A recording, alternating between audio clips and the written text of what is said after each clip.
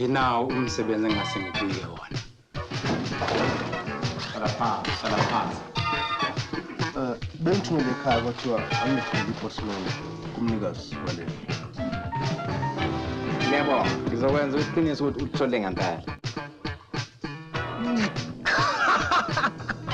Sekisitholile isiphukuphukwana sami engisithumelile lapho. Siyeza khona manje. Hawu, ngabe ubani nalona ofuna ukubulala uMr Molela?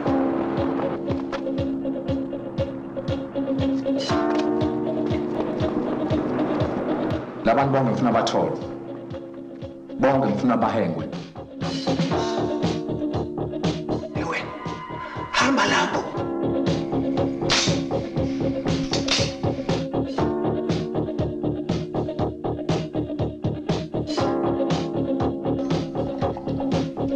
Insuku zakho seyibaliwe emhlabeni.